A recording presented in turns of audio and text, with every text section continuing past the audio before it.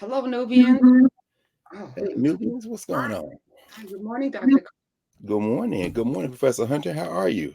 I'm awesome. I'm awesome. How are you?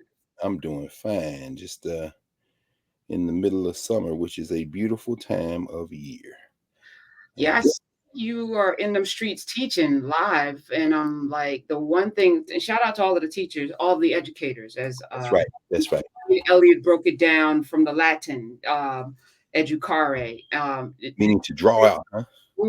bring forth. Yeah. Knowledge and disseminate it to the people. That's what you do, and I appreciate you. I personally never work summers. I don't.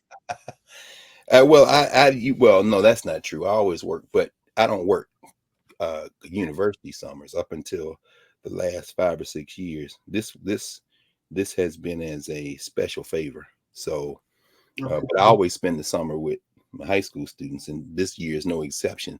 Shout out to all the young people and the my kind of replacements, not kind of replacements, certainly my replacements, Anshere Hines and Stephanie Joy Tisdale um, and Sister Shayna, who has been there with under the Center for Black Educator Development, Sharif El Mekki, who has, Shayna Terrell is kind of like his lieutenant there, who really allowed us to continue the Philadelphia Freedom Schools work.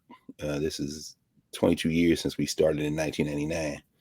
And so I'm always with them Well, for that's a labor of love, but yeah. teaching summertime, You mean summer school? summer school. Yeah, summer school can be very different. My God. So shout out to everyone who's doing it. Yes. Today is July 23rd, and what I do sometimes, and not that we are tied to it, but I feel like there's these moments, these touch points in history that we have been working through the last 2.5 years in class with Carr. And I came across a name in just doing a little research last night, born this day, July 23rd, 1840, in Warren County, North Carolina. And I thought it would be interesting to have a conversation about the power of teaching, the desire to learn, and why so many of us don't understand the importance of it. I mean, I think we understand it, but it's, we've been, I think, conditioned to think of education as going to college, or you got to get your, degree in order to be, a viable citizen. And, like there's these stepstones that we've set up, but it's not about that. It's about really knowing. And I don't think you know, we push that enough, like to know facts and stats and I agree. I agree. so this gentleman's name is John Adams Hyman. Hmm. And what was fascinating, I wanted to just share this with you because, I don't know if anyone watching right now would do this, but some sympathetic white jeweler was in town and gave him a spell book because I'm imagining, I'm also now thinking what culture, I know what culture this jeweler comes from, probably did know that there was a law to not allow Black people enslaved No to question. read, Everybody knew. Yeah, everybody. but gave this enslaved person, he was born enslaved, John Adams Hyman, a spell book, and he devoured it. And of course, when his master discovered that he could read, he sold him to Alabama, which is, selling people down south, selling, is punishment, right? Because it's harsher and harsher the further south you go. Mhm. So on that plantation, he was sold again because he was teaching other enslaved people, or they thought he was going to influence them to read. He was sold 8 more times. Mm, mm, Now, just imagine, you're in bondage. mm. You're sold because you can read now. You have a thirst for knowledge. You're sold because you might teach.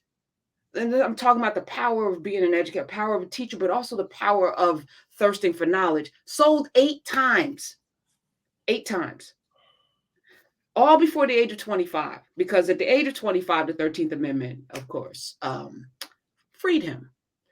And you know what he did, Dr. Carr? He found his family. Now, I don't even know because, there weren't trains and buses and automobiles. Right. Or the internet. Internet. or a telephone for that matter, or any other way to research. You know he was in the Deep South because he sold 8 more times. Alabama, then where did he go? Found his way back to North Carolina to his family and enrolled in school. How about that? Where he received an education. He became a landowner and a merchant, but he was also committed to teaching in his community. And I just think about the Klan. He ran for office. He became an active member of the Republican Party, which at the time was the party of Lincoln, right. that did the Emancipation Proclamation. But he and 132 other Republicans were elected to a constitutional convention, which crafted a new constitution for the state of North Carolina. And I just think about, these laws, these rules. This Black man, 1968, helped craft a new constitution in North Carolina. That's right. And this is what it called for: public education available to all. He ushered that in to North Carolina. It's something that he sponsored. And I just think about, he was elected to the North Carolina Senate from Warren County in 1968 and served there until 1874. Mm-hmm. I just think about the will of somebody who was generationally born to believe that, you weren't anything, right? But somehow inherently knew. Got a spell book. No one taught him how to navigate that spell book, but taught himself. That's right. That's right. And then wanted to share this with everybody. Why? Because the power of that thing was so important that they had to create a law to prevent that. And we just willfully, but not we. We're in class with Carr. So there's thousands. No. We, all of us, every single one of us, to this day. Otherwise, we wouldn't be celebrating the figures we celebrate in African public rituals and public memory in this country. Wouldn't be laughing stocks around the world who embrace, in fact, the rejection of structured intellectual work as a quality. In fact, the dumber you are, the better you are. I was looking at the commercial for, I guess, our sister Issa Rae has a new show coming on HBO Max, Rap, SHI. I started watching that last night. Yeah. I started. And let me just say, I ain't mad at them. Hey, look, these are people. I love our people. So, I mean, that one and this Brooklyn Misdemeanors on Amazon Prime, some of my young people are watching. It's the baby talk for me it's hard for me to hear it, but I understand these are people. I love our people. Hell, I teach our people. So I know I'm not rejecting anybody's humanity, but let's be very clear. Literacy is absolutely not at the center of the popular image of African people in this country. That's why some people call us Akata. Some of y'all know what that is. But anyway, go ahead. No, I started watching last night and I was like, could we have written this without all of the bitches and the N-words and all of the absolutely not. Could you have gotten the message across of a young lady striving to break into this business and keep her dignity and all? Could you have done something? Because you don't talk like that, Issa Rae. I mean, but why? But why though? Oh, you made me sick. Why though? But why though? You got to do that. I mean, come on now. I mean, say less. But why though? I mean, let me be me. Can I be great? Can I be great? Let me be me. Can I be great? I ain't mad. This is not anybody's fault except the social structure. Yeah. So yesterday I had a town hall at SiriusXM with Don Peebles, who's probably one of the powerful real estate developers in this country. Black people. Is he from DC? Yes, he is. Who I saw stand at Marion Barry's funeral and said, y'all need to understand who Marion Barry was. Yes. I can't wait to hear who that was. So yeah, you talked to him for real. Okay, tell us about a little bit about that. The Nubians joined us because it was, we had a virtual, folk pop in, including Rock Harper. Shout out to him, who I keep calling him the wrong name, and I don't know why it's stuck in my head, but I know him and I love him. That said, we got into a little bit of a debate because he was, praising people working behind the scenes to, change the levers of power quietly.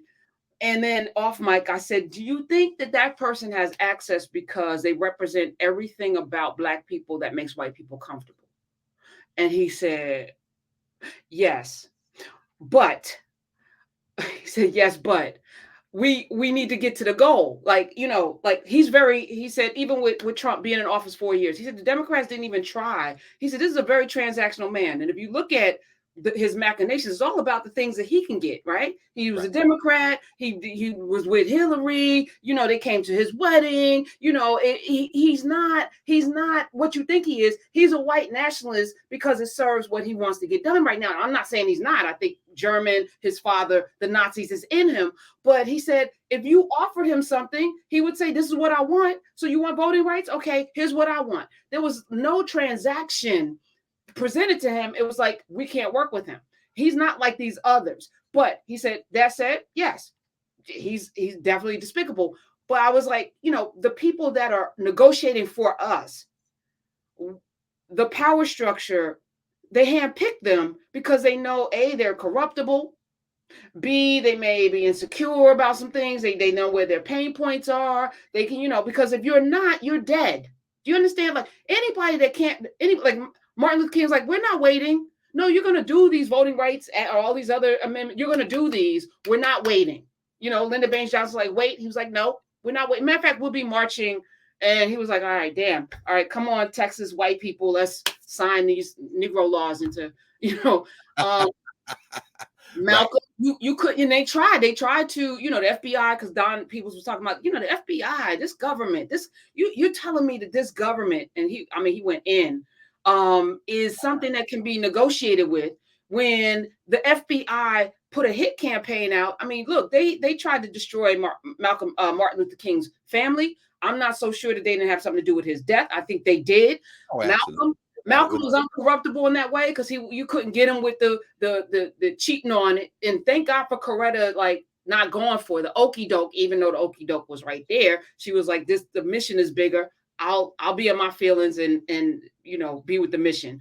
But it's interesting that the leaders, because he kept talking about, you got to ask. I'm like, who's doing the asking though?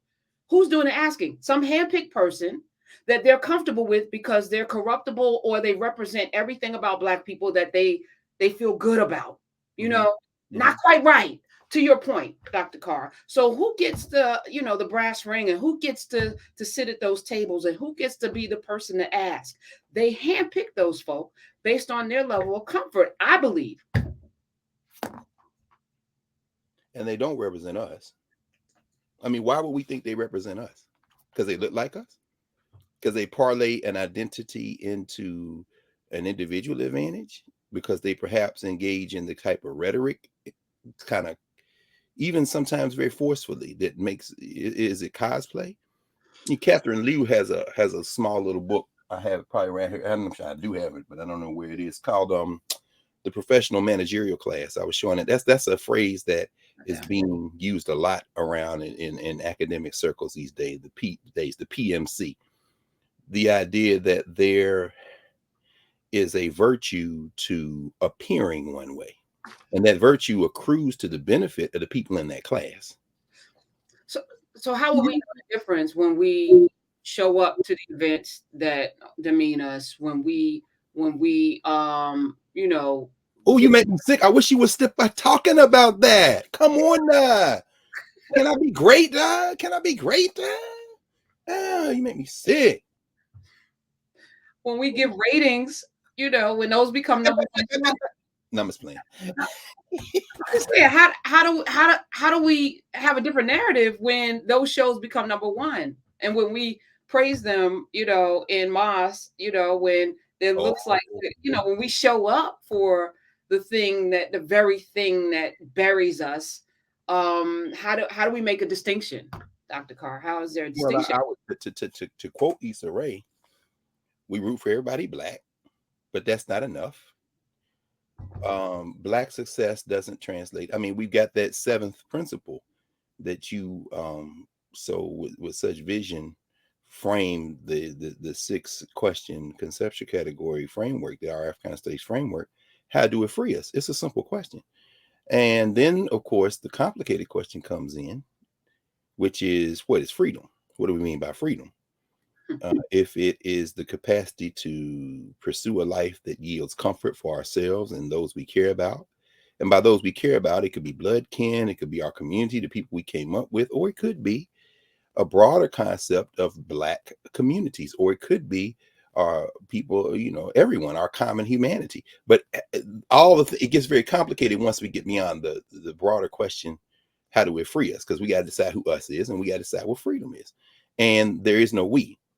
So again, the whole thing begins to dissolve. And so everything becomes a situation where we have to analyze everything in real time, in context, with the momentum of memory, and without getting so caught up in the minutia, so we have to balance it, that we get paralyzed.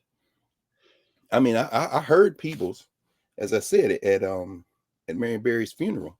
We're down here at the convention center, and he, with everyone else who was there, and I mean the full range, Minister Farrakhan, who said when he was interviewed about Marion Barry's drug use and womanizing, and they said, well, how can you support a womanizer and immoral person and he said to the reporter, he said, oh, well, you're talking about John F. Kennedy, right? And then, of course, the whole place exploded. He said, and Farrakhan's point was, please make it clear that people in power don't care what their tools do. They only care when you try to take power from them. So let me tell you about Marion Barry. And then he walked through how the Million Man March wouldn't have occurred except for Barry. And then you talk about, but John Peoples got up there, and I'll keep this very short. People said, I was a young guy coming up in law and real estate and accounting, and I had just come back. I think he went to Rutgers? I think he's in Jersey. Something. He dropped out of college. So what you need to know, he was going to go to medical school at Rutgers in Rutgers, Newark. Y'all. Okay. Which is across the bridge from Philly. Please understand, Rutgers, Newark ain't Rutgers, New Brunswick. Exactly. That's right.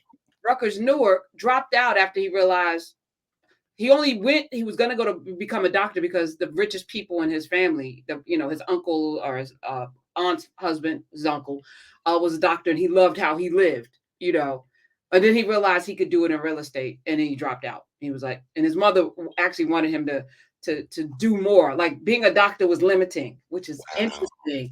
Well, that's generational. Yeah, his mother had such vision. But yeah, no, he met his mother, had him go become a page in Washington because she felt like he needed to understand as a Black man the levers of power.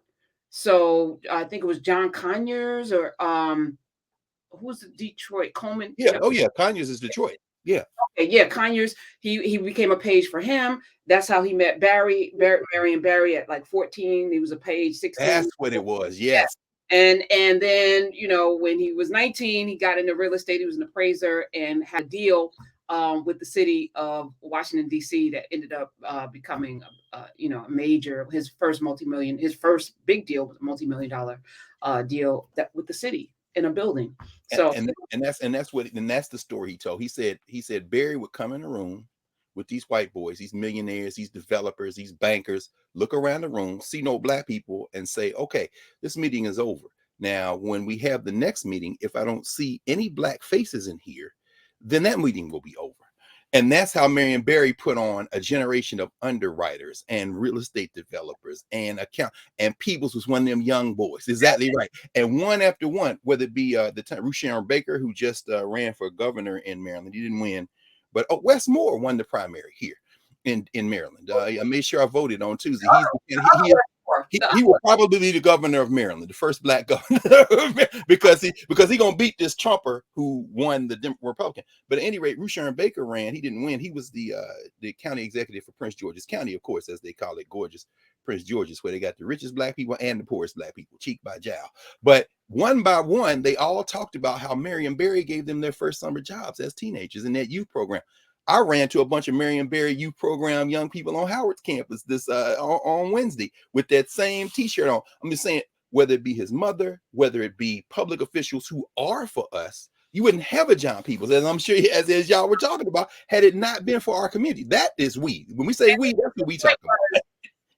Marion Barry, they wanted Patricia Harris. Harris, and they put everything behind her. This is what I'm talking about. There are handpicked leaders. Yes. And so we have to, and he was not a handpicked leader. No, he was not. Well, he was handpicked. He was handpicked by the black poor. By the people, and that's what No he question. No question. Which is was why if you say anything about Marion Barry in DC right now, you better duck. You know what I'm saying? him, Sharp James, and he went down a list of Sharp politicians James, no question. who came out of that civil rights Mhm. activism, who understood what the assignment is, That's right. and it's not. He said today, nah, they're not. They're there for the establishment. They want to fit in. They want to be a part of it. And he said, I'm an outsider. Folk in real estate, they're not rocking with me, and that's okay. But they Then can't get around him. that's what They he said. They He's too can't. big to get around. Right. You go down downtown DC, you see people name all kinds of stuff. You can't get around, which was always Marion Barry's vision. But let's stay with this. I mean, I think it was another stroke of inspiration and genius for you to evoke John Adams Hyman, because John Hyman doesn't have a big footprint At all. I was he doesn't have a book, but his story is a metaphor for everything we're talking about. Yeah, I mean, here's a guy, like you said, this guy, he was apprenticed to him. North Carolina, like you said, is different than Alabama, different than Mississippi. In this regard, there is, those of us who are in the room this morning from the Caribbean, for example, whether you're in the U.S. or in Africa, in Europe, or tuning in from the Caribbean, you know that in the 1830s, when the system of legal enslavement ended in the British Caribbean in particular, because the French Caribbean, the Haitians had taken care of that business at the beginning of the 19th century, there's a system of apprenticeship, almost like a form of an extension, an afterlife of enslavement, to go back to Carter Woodson in the Miseducation of the Negro, when he talks about the afterlives of slavery in the U.S. being apartheid, well, we would say apartheid or Jim Crow during Woodson's period. But in places around the United States during the period of enslavement, you could hire out enslaved Africans. And there's, all kind of writing on that and scholarship on that. Well, a place like North Carolina, which is no more or less brutal than enslavement anywhere. People say, well, slavery was harsher here, harsher there. Slavery is slavery. And there are degrees of physical harm and physical danger. But emotionally, psychologically, you have been enslaved. And we still bear the great marks of enslavement. But in a place like North Carolina, Virginia, and even in the deeper South, beyond Tennessee, where I was born, in the Appalachian South, but then you go deeper into the South, Alabama, Mississippi, Georgia, you could hire enslaved people out. Remember the complex nature of interaction that we read about when we read Blake or The Huts of America. And again, I mean, man, this newbie space, I can't tell you how just reinvigorating it is to have thousands of people engaged at the same time in a real-time read-through, because you get a sense of that. And Delaney, of course, was writing during the period of enslavement. But in John Hyman's case, John Adams Hyman's case, he was hired out. He was an apprentice. And that's when he taught himself to read, because the guy who he was apprenticed under was a jeweler, as you say. But here's the problem.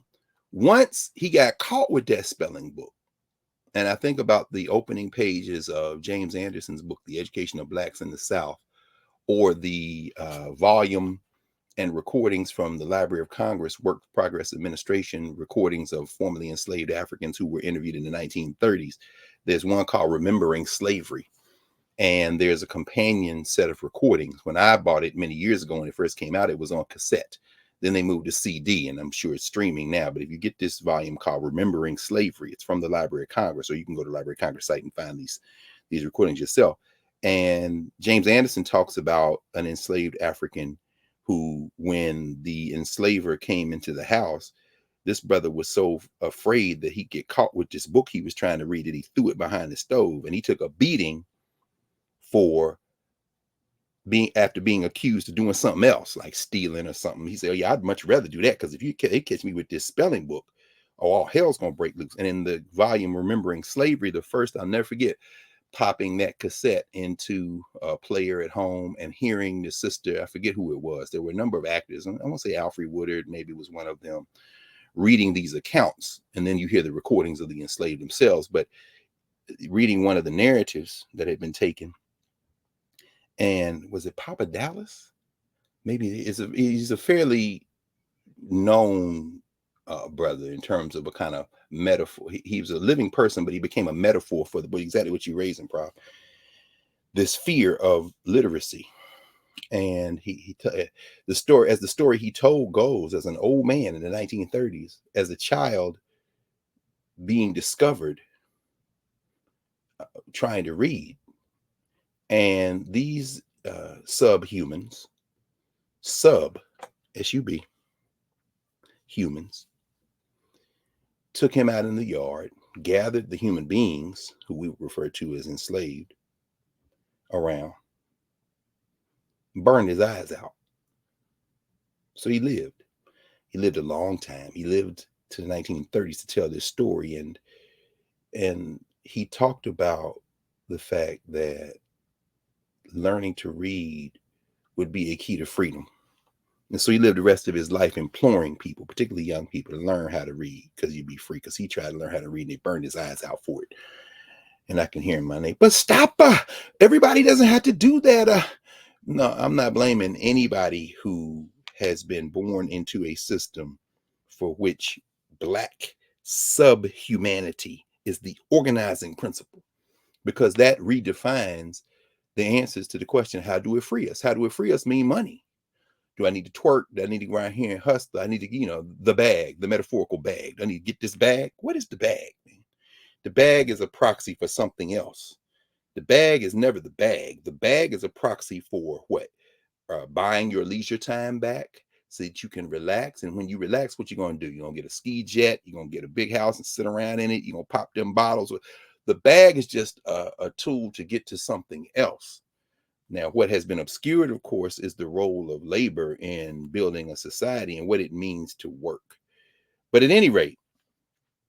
No, please stay there, because there'll be some people watching this on YouTube, not in Nubia, who will be in their feelings about what is being said because they love Issa Rae, they love, Oh, I love her too. I think she's incredible. And she knows that work ethic after all. Her father is Senegalese. But go ahead. I'm sorry. Go ahead.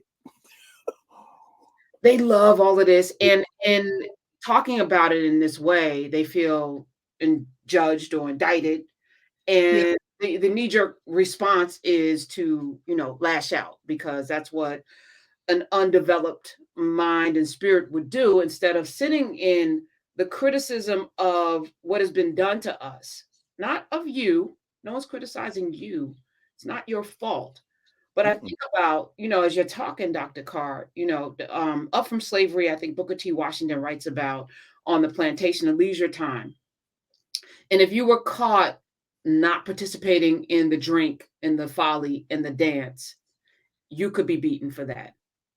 It would stand you out among the enslaved as a problem if you did not drink the liquor that was given on New Year's. That's right. On Christmas. If you didn't get drunk and dance and have the folly. And I think about that as you mentioned twerking and all of this and who we celebrate now and why. What is it going to take? Because it's almost like telling somebody your name is not your name. And as Marlo reminds us in The Wire, my name is my name, which really speaks to the issue. All you got is your reputation. All you have is your reputation, as Delroy Lindo told Denzel Washington in Malcolm X, the movie by Spike Lee. The man got a rep. That's all he got is a rep. So if you challenge his rep, you challenge his humanity, because at the center of that has been the dispossession of our capacity to develop our humanity. So therefore, all you have is your dignity and your self-respect. So what that engenders is a real stigma. And for us, Black life in too many instances is a question of stigma. So, which leaves us perceiving or thinking that we only have two options: either embrace the stigma and make it work for us, or surrender to the stigma. So if you embrace the stigma and make it work to us, you might write a line like, black and ugly as ever, but Gucci down to the socks. The whole idea is that, I have to embrace. Why would you call yourself ugly, Brother Wallace? Why would you put black and ugly in a phrase? Because this is the stigma. All I have is my name. All I have is my rep. So I'm just out here trying to feed my daughter. You know what I'm saying? You know, when I was a kid, you know, it was all a dream. We used to read Word Up magazine. You know, this is all I have. So in that respect, this is not a critique. Oh, absolutely not. And this is where I would draw the line between folks who beat up Black people and folk who love ourselves and say, this isn't a beat up. This is as we always use this metaphor, we've been using it now for 2.5 years, pouring these clean glasses of water. So rather, you know, we come perilously close because it's very emotional. We react this way because we love our people. I'm listening, which is not reading. I'm listening to a book called Gangsters versus Nazis. Jane Oh, Elliott, wow. Jane Elliott recommended it when she was on the show, our cousin. And I'm listening. So one of the big Jewish gangs was called Murder Inc. Yeah, Meyer Lansky. What's his name? What's the boy's name? Charlie Luciano. Yeah, Lucky Luciano. No question. So the premise is, you know, of course, Hitler's rise in his 1930s. What people don't know is that there was a big, large faction of Nazis in New York, Yorkville, Manhattan, Staten Island, New Jersey. They were meeting, and the Jewish community got together, from the rabbis to the politicians to the gangsters, which they never came together before, to make sure whenever they showed up to have meetings, we were going to whoop their ass. No question. And so they deployed the gangsters in their community, like the rabbis. This is distasteful, so don't tell us about it. But you know, they had journalists to let them know when is the next meeting, and they would whoop their ass. And the name of the group that would go out and beat the Nazis' asses every time they would convene in the United States, they were called Murder Inc. And I was like, we got Death Row, Murder Inc., and y'all ain't doing none of that work. Because they don't know nothing about that. But you name yourself after something without understanding, you know, and then you don't do any of that. So we got Criminal Minds and Murder Inc. and Death Row and all of that, and you're killing us. In the words of It's So Easy, De La Soul with Common and them, what did they say? Why you acting all pricey and shisty? The only Italians you know is ices. Niggas price me. In other words, I'm keeping it clean like a washing machine. Anyway, yeah, think about De La Soul. If money makes a man rich, we got to rearrange what makes the world go round. He said, the diamond ain't nothing but a rock with a name. Love ain't nothing but emotion and game. In other words, you know, it's interesting. You think about that back in the late 80s, early 90s. In that moment, I was we were talking about Queen Latifah. I was showing my students this on Tuesday, Ladies First, of course, Moni Love and Queen Latifah. And we were talking about that period in the late 80s, early 90s. Among other things, the native tongues, right? Tribe Called Quest, Jungle Brothers, De La Soul, Queen Latifah. And, you know, it just makes you reflect on what happens when culture becomes delinked. And that is not to romanticize those moments, right? Because we see hip hop, you know, culture always is going to break through. Culture is always going to represent the moments. That's why in our conceptual category framework, those 6 categories, the last 2 are movement and memory and cultural meaning making.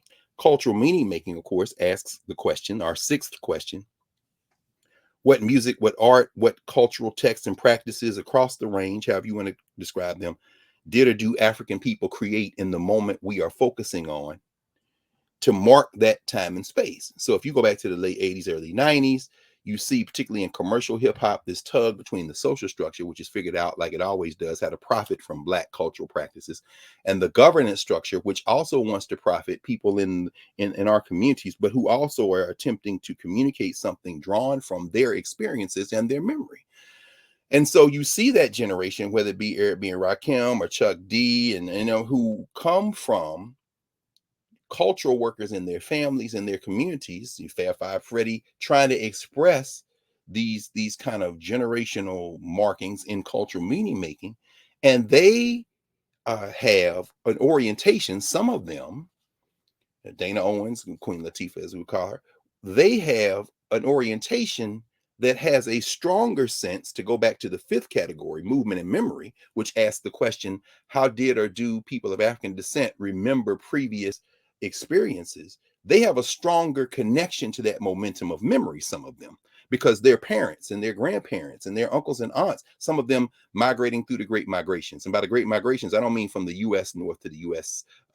South to the U.S. North alone. I mean from the Caribbean to places like New York. I mean from the continent of Africa to the United States, and back and forth, and going back and forth. So that momentum yields a moment in this emerging set of cultural texts and practices we call hip hop, that some people, even now in retrospect, I mean, my friend and brother Bakari Katwana, among them, who wrote a whole book on this, called the golden age of hip hop. Now, I wouldn't necessarily do that, because again, history tends to narrate things in retrospect and frame them in ways that create straitjackets sometimes. So I wouldn't say that sentiment is not present now when you listen to Kendrick Lamar or J. Cole, when you grapple with, anybody from Jean Grey to, I mean, I'm just thinking just randomly about people who are hip hop performers, who Black Thought, who are tapping into that momentum of memory. But when I think of De La Soul's critique in particular,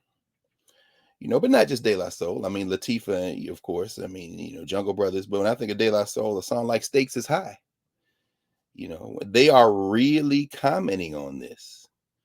They're saying, I'm sick of award shows, sick of name brand clothes.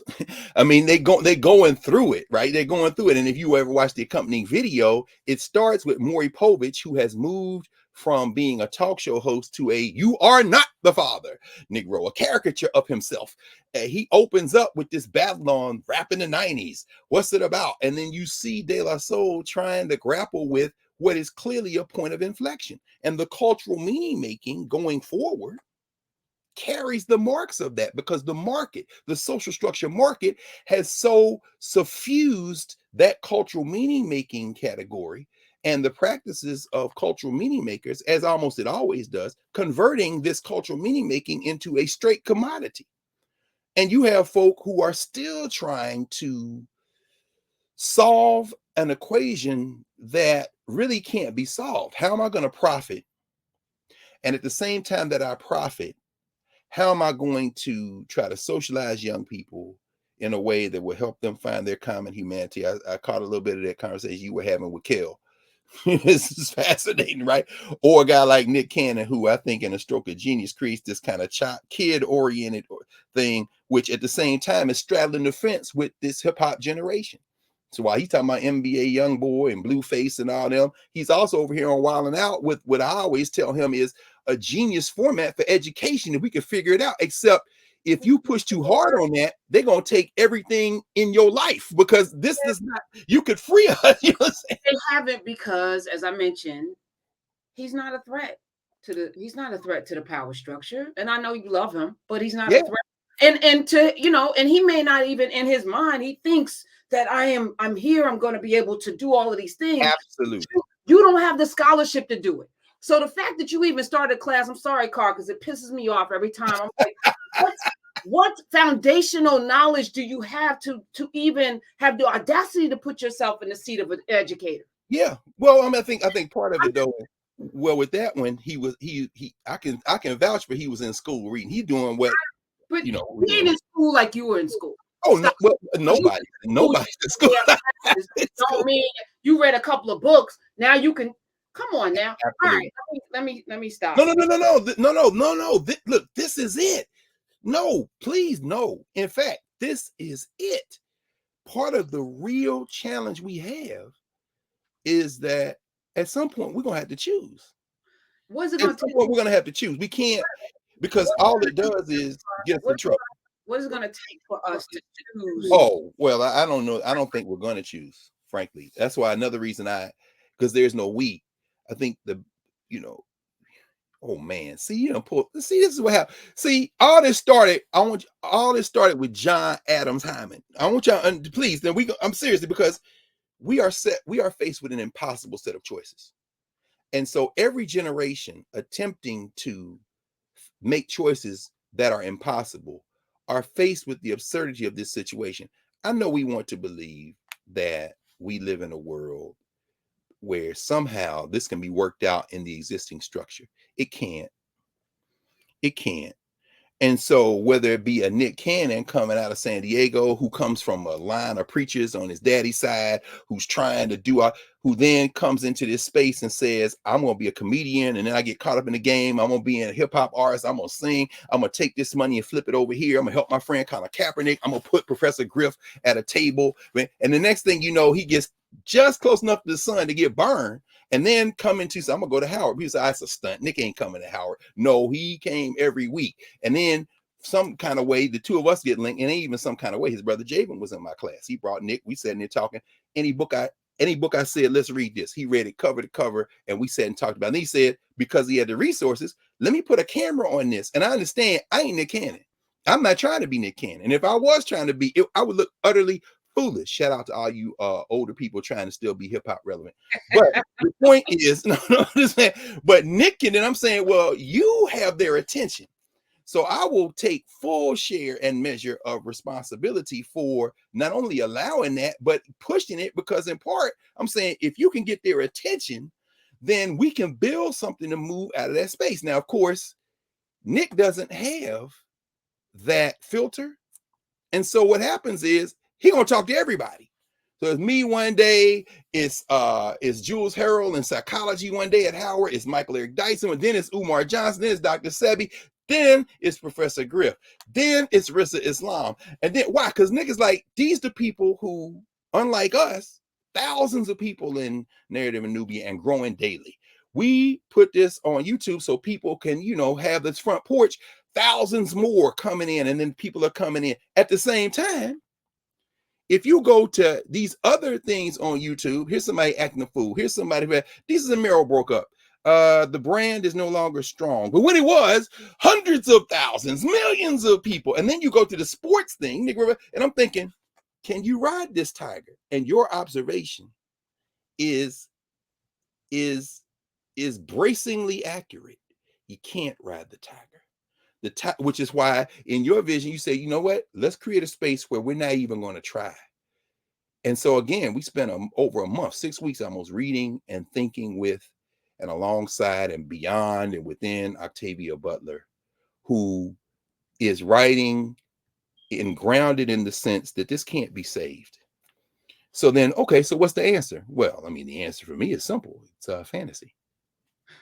So wait. So, but what about here? Well, okay, the answer here would be get your crew together. Don't ignore the distractions, move slowly and build, and everything around you in the social structure will change, because that's what happens. It's a hell of a lesson. But you brought it up with Marion Barry. Mm-hmm. Person who decided Patricia Harris was supposed to beat him in that mayoral race. No he question. Beat 4-1 because people had somebody to show up for. And we have the numbers. We have the numbers. Today, we have the numbers in several of these southern major swing states. Yes. But there's no candidate like a Marion Barry who we know is going to be there for us.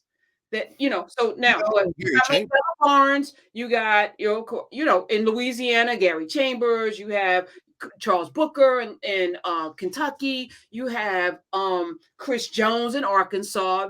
I'm talking about all these different various races, people that are going to roll up their sleeves and get busy. Will we show up? We didn't show up for Malcolm Kenyatta in Pennsylvania. So it's like, I don't know, like we got all of these things that have been infecting us that freedom, and then they'll sprinkle some fun. Here's some debauchery, which I know you love. Here's some twerking ass, N-word loving liquor here. We'll dress up Jay-Z, but we know where he started. So yay. We love him. He's your leader. Yeah. And at the end of the day, here's Kanye, come on. No, but let's think about it. Okay, so this is again, inspiration, inspired. John Adams Hyman, the first Black congressman out of what they call the Black Second.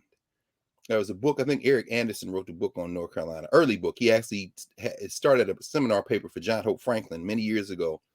And he wrote a book called on North Carolina's second congressional district called the Black Second, because what they did was, we talk about cracking and packing.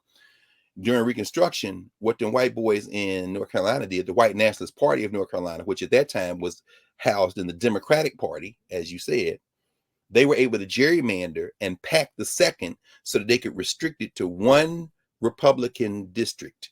And of course, it was black.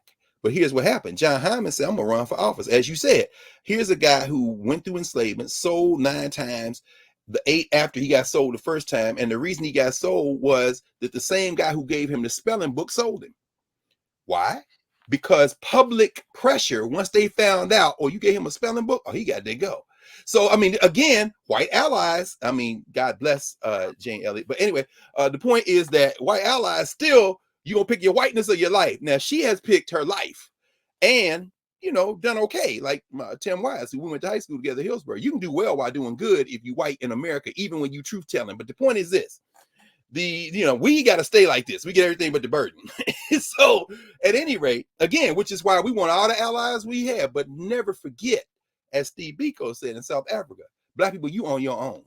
So after he comes out of enslavement in 1865, he comes back, as you say, to North Carolina, gets involved, first in the Freedmen's Conventions, 1866, and then in 1867, and then 1868, as you say, he is in the Constitutional Convention. That was the last time the United States of America probably had a shot at being something other than the state that's going to dissolve. That was the last time, because they were literally writing state constitutions to enshrine human rights. As you went through the list, public education, access to the ballot for everybody, Hyman and them, and these black folk who came out of enslavement in North and South Carolina and all these places, Mississippi, Alabama, Texas, Louisiana, they were not trying to impose black rule. But of course, whiteness wanted to preserve its whiteness. And so, when you mentioned, John Hyman, of course, I went to the stacks and most of my stuff's in storage, but fortunately, one of the pieces that wasn't was Eric Foner's little book, Freedom's Lawmakers, which talks about this, and The Black Second, which talks about this. And of course, we talked about Dr. Helen Edmonds many episodes ago, maybe even close to 2 years ago, when we talked about Wilmington, because she wrote about that, who she taught for many years at North Carolina Central University. Go Eagles. And you Eagles are out there. But at any rate, not to get too far, to what you're raising in terms of the fact that Marion Barry was not the preferred candidate because class cleavages had already emerged. Well, when Hyman decides he's going to run for Congress, out of that second, the black second, the first people try to stop him is the white Republicans. So the white Republicans are able to get a congressperson in for that first term. And that first term, which ends, I guess, in maybe 1865, 66, 2-year terms, he's just basically a failure. He don't do nothing for nobody. So Hyman runs again. And this time when Hyman runs, there are blacks who want to run. In fact, Hyman only serves one term in Congress before another black person comes in. And when he does win in the black second, the white the white nationalists in the Democratic Party start talking about, see how they fighting over there in the Republican Party. They don't really, they're not serious. And they know that you can't vote for a Negro. So they try to peel off white Republicans to vote for the Democrats. And although he wins the election in 1867, I guess, 66 for the Congress in 1867, while he wins the election with like 60% of the vote, he's got to fight potential white defectors from the Republican Party. He's got to fight the white nationalists who are all in the Democratic Party. And he's also got to battle back some of these black folk who have come out of enslavement, just like him, including the guy who comes after him, who eventually takes that seat from him, who are aspiring too. So these politics aren't that different than as what they are now. People are attempting to navigate a system that is set up to suppress people. Now, Hyman, who only makes it to 1891, he was 51 when he made transition. Hyman, when he is defeated, oh, by the way, while he was in Congress, he did the best he could. He introduced legislation to get resources to the Cherokee people of North Carolina who were being displaced to the western part of the state. He introduced legislation that died in committee that was attempting to get all those black people who lost their money in the Freedmen's Bank because white speculators took that money and gambled with it. They call it investing. But at any rate, Hyman introduced legislation for us to get our money back. It died in committee. And Hyman, at least as far as the congressional record can see, which is running testament, never gave a speech. Never gave a speech in the United States Congress. And his reputation is such that as remains, because he left very, very slight traces of footprints there in his one term in Congress, was that he was behind the scenes trying to get some work done for us.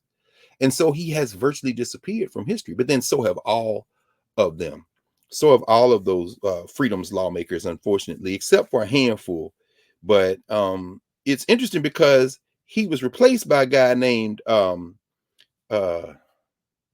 I think McAdams had legal training. He was one of 5 black folk with legal training. The dean of that congressional delegation during the period of Reconstruction and immediately after was, of course, John Mercer Langston, who had been enslaved in Virginia, who was the first dean of Howard's law school, who, when the white trustees at Howard decided he couldn't be the president after he had run the place for a year and a half after the last white president resigned, then Mercer Langston is brought over from the law school and he runs Howard University for a year and a half. But then they decide, well, he ain't fit to be the president of the university permanently. Fred Douglass was hot because he was on the trustee board at the time. But Langston was a lawyer. Langston goes back to Virginia after they don't want him at Howard Law, runs for office, and comes back to D.C. as a congressman. And the best I could research based on the records available, and it seems pretty solid, Hyman ends up coming to D.C. himself. Because when he loses the congressional seat, he goes back to what he was doing before he ran for office in the first place, which was farming. He's a farmer by training. He opened a business, had a couple of businesses. And but then eventually he relocates to DC for a time, to Maryland for a time, and then he makes transition in North Carolina. He's buried there. But his story, and there was a moment when, enticed by the possibility of some benefits for himself and maybe some room to operate in North Carolina, which is increasingly racist, because understand Reconstruction is, Reconstruction ended in the election of 1876 and by no, these white boys never accepted defeat. So just like the January 6th Commission is here doing what it's doing, go back in time to the only time the best time the United States had for becoming something other than what it is, which is the Reconstruction period, which is why I joined with my friends at the Zen Education Program and who have mounted this Teach Reconstruction campaign for the last 4 or 5 years, have developed all these materials. I encourage you all to look them up. But at any rate, what you see is that white nationalism and capitalism never accepts defeat. They just regroup. And so from the end of the Civil War through the end of Reconstruction, they're clawing it back. That's why in North Carolina, even though John Adams Hyman is able, along with other black folk in North Carolina and white folk who are committed to a different society, are able to claw some power in North Carolina, these white boys in the so-called Democratic Party almost immediately start clawing it back. That's why there was only one Republican in Congress, and that Republican in the black 2nd district was the representative. And many times, whether it be Hyman, whether it be McAdams that comes after him, whether it be later on George White, who ended up being the last person of African descent for decades to be in the United States Congress. Remember, he's the one who, when he's the last one there and he's lost his election of 1900, he gives that final speech and say, yeah, our people in 1901, it says, yeah, our people have been expelled from this legislature, but we will return like a phoenix from the ashes, which becomes the motto generations later of the Congressional Black Caucus. Of course, when we see John Conyers, before John Conyers in the 60s, and there is, what's the brother's name? The undertaker. His family was in the funeral business, who was at Emmett Till's funeral. I see his face. He too was from Detroit. Charles Diggs.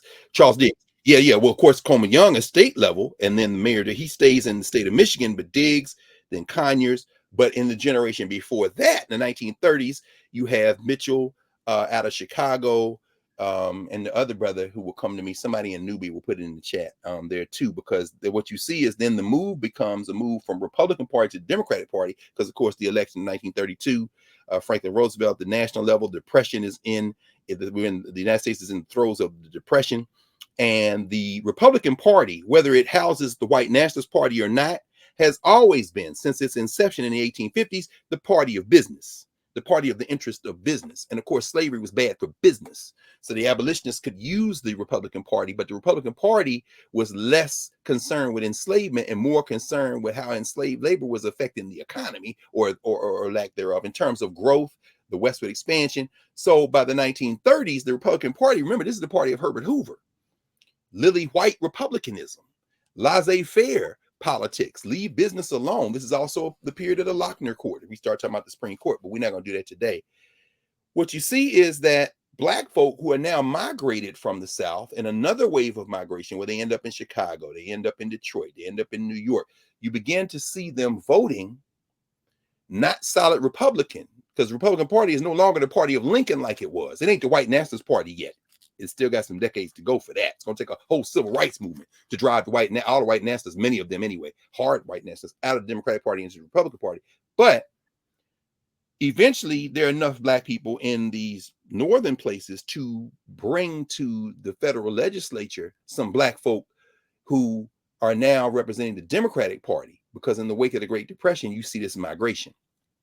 Adam Powell, of course, of New York being the most prominent, but Arthur Mitchell? Yeah, out of Chicago. Oh, if I get quiet for a minute, Oscar the Priest. Oscar the Priest was the Republican, and then Mitchell replaces him. I believe that's the sequence. If I had to stop and think about it. But out of Chicago, so Chicago and New York are going to see that pioneering. And then, but anyway, I went through all that to say that the story of John Adams Hyman, which has virtually disappeared from even the history of Black Congress people, is a story of trying to negotiate the terrain that is rugged and ragged and ragged, right? I mean, it's ragged. And you have to make some choices. The Democrats in North Carolina, who house the White Nationalist Party, basically have a stranglehold on a number of political levers, whether it be the state legislature, the congressional delegation, and for a brief moment, Hyman tried to come back to Congress in 1878. He lost the Republican nomination. He then, as you said, education being very, very near and dear to him, he was the Sunday school superintendent in the CME church in his hometown, the Colored Methodist Episcopal, as they called it then. Now it's the Christian Methodist Episcopal. So he was always interested in education. He moved to DC. He lived in Richmond. He lived in Maryland. But there was a brief moment when he switched parties to the Democratic Party, because it looked like he might have some space to operate, a little bit more space to operate over there. Martin Delany did something similar in South Carolina. They said, why are you doing that? Because they got all the levers of power. We hear that argument to this day in terms of Black folk trying to negotiate. But I'm saying all that to say that the impossible situation, it looks impossible to us today. There's a lot to learn from the impossible situations of previous years. And so rather than just hold these figures up as interesting people, what we're doing, and thank you for opening the way today, is using these figures to rebuild the momentum of memory so that we can recognize what role politics should play, what role politics should play in us trying to build some power, trying to recover, trying to institution build, and also learn some exemplars on how we have reacted, those with some visibility, to impossible circumstances. You know, when you mentioned John Hyman, I just happened, I picked this up a couple of weeks ago. This is very interesting. This is H.C. Bruce. This is a reprint of his book, The New Man. 29 years a slave, 29 years a free man. The recollections of H.C. Bruce. H.C. Bruce is the brother, he's writing from Washington, D.C. when he publishes this in 1895. H.C. Bruce is the brother of Blanche Kelso Bruce. We know Blanche Kelso Bruce and Hiram Revels were the first two Black United States senators out of Mississippi.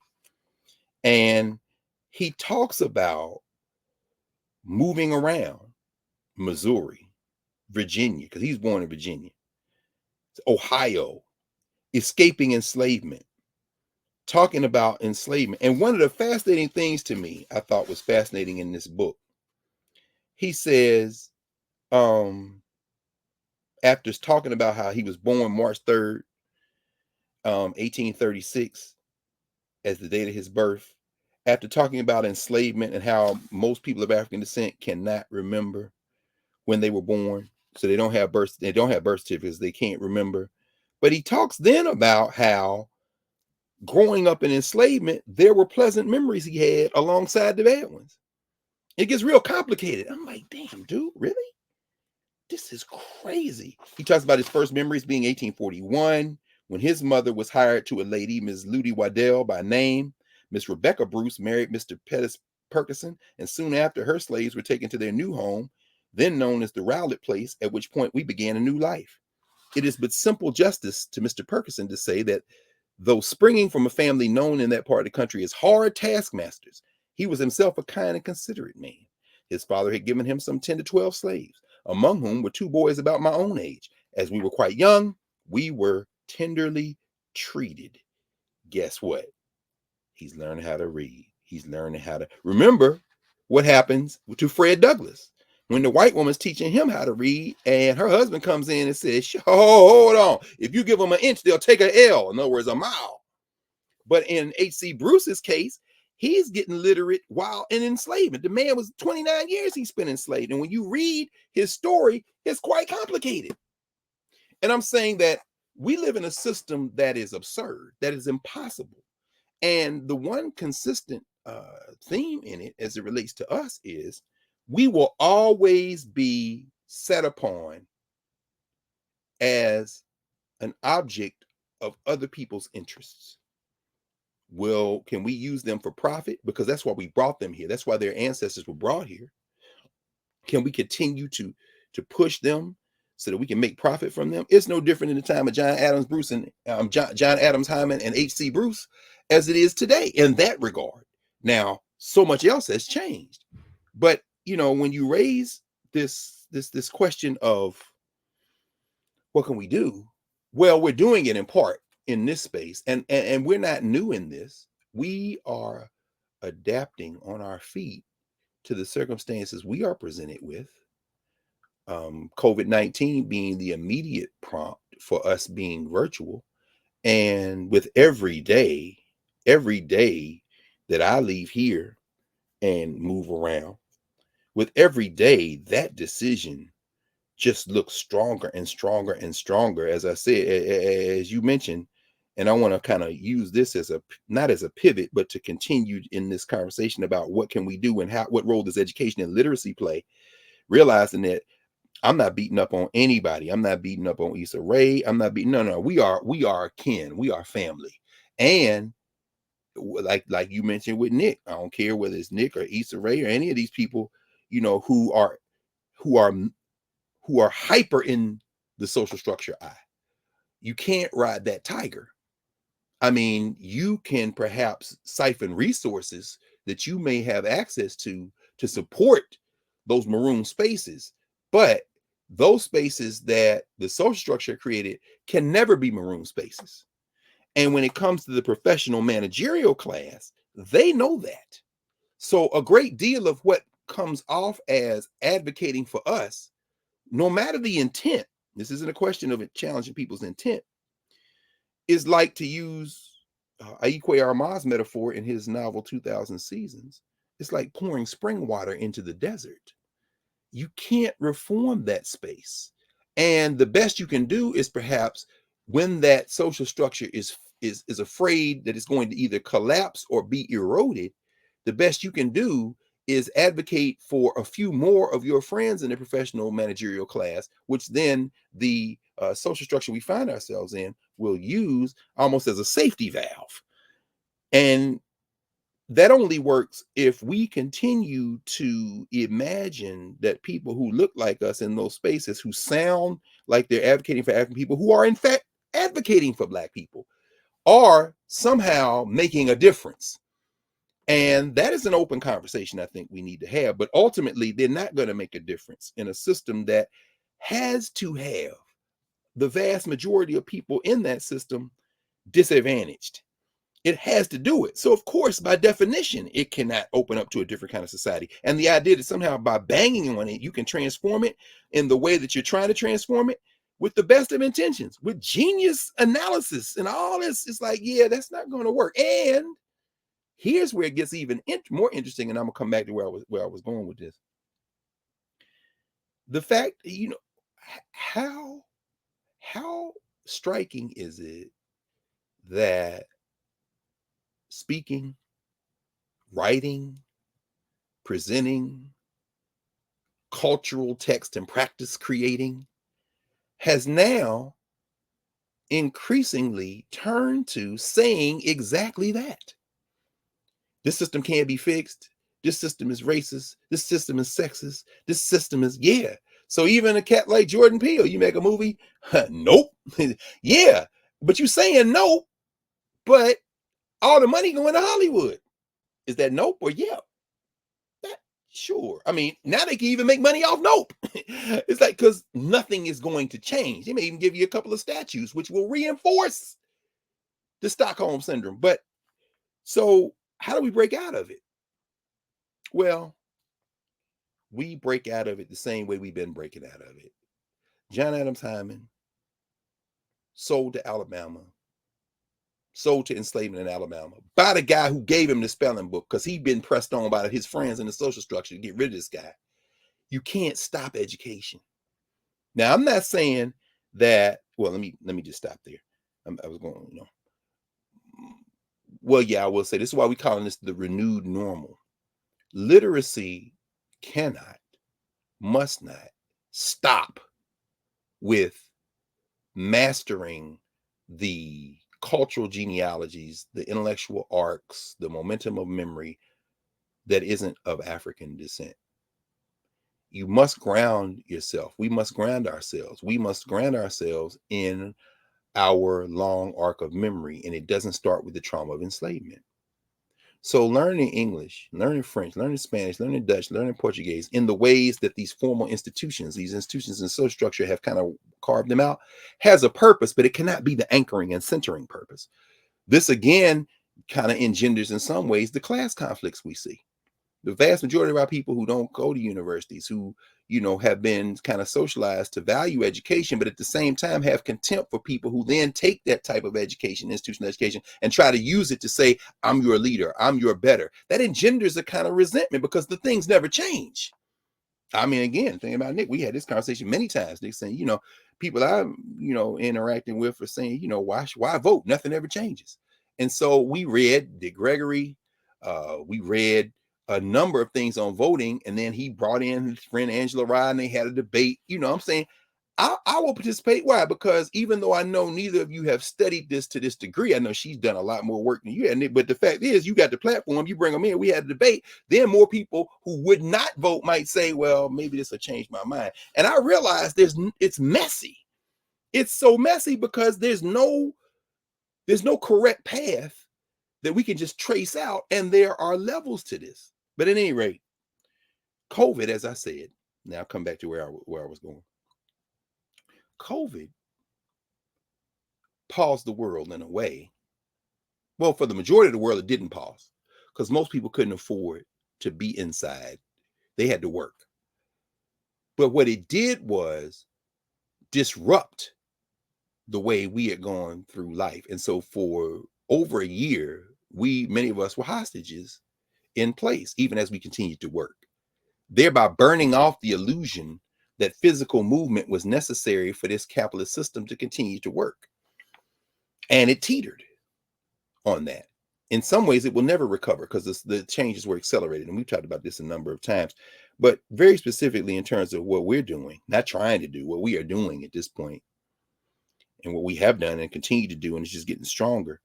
We are anchored in this space where we are collectively, and I hesitate to use this word, but I'm going to use it because it's a parlance in the time and space we're in right now. We're crowdsourcing. The brick metaphor you use, Prof. We're bringing each other together. We're coming together with each other, and we're thinking through things and then taking that thought and plowing it into our daily behavior, clustering in different formations. I mean, watching Uraeus at Comic-Con. I've never been to Comic-Con. The closest I got was walking through the crowd at the Javits Center on the way home in New York and seeing all these people in costumes. And I'm a comic book collector. I'm like, man, that's too much for me. But you're raising Carl out there live streaming, and it's in Nubia. I can go to the Comic-Con, and they find all the black people. So now people I'm reading, people I'm in conversation with, and you bring John Jennings in. We were talking about Octavia Butler and all them cats together in San Diego, and I ain't got to go because you raised. Now there's a platform in Nubia where daily and several times a day he's dropping stuff in, and here's the live stream from here. Here's the Black Heroes Matter panel. Here's where all of us come together. Here's what I'm doing with Jason Wise. Here's the booth where I'm signing with. Wow. And here's where we're going to bring all the people in. Damian Duffy and all them, the founders of Milestone Comics. I just came from the comic store and picked up the latest Milestone stuff. But now they're all there, and now we got a point of entry. So the whole frame has changed. That didn't exist not even a year ago, but it exists now, and it's exploding. I'm saying all that to say that as the world begins to draw upon our physical labor, trying to claw its way back to that system where they can manage how we move through the world physically. And I went out this week,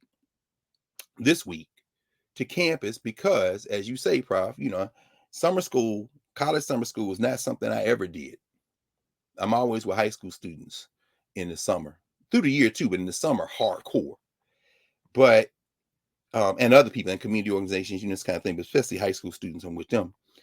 But I agreed to do these two classes along with Dr. Beatty, Mario Beatty, and Belethea Watkins, and Josh Myers. The four of us, we put together a class for two groups of students at the request of our colleagues in the athletic department, because they wanted every freshman who was going to play sports for Howard University, football, basketball, volleyball, women and men, so the women volleyball players, basketball players right alongside the men, to have an introduction to Africana Studies course. So, I agreed. I said, yeah, we'll do it for you. So we do that in the month of July. And then there's something that was called the Bison STEM Scholars, the Karsh Scholars. The Karsh family gave some money, so they changed the name.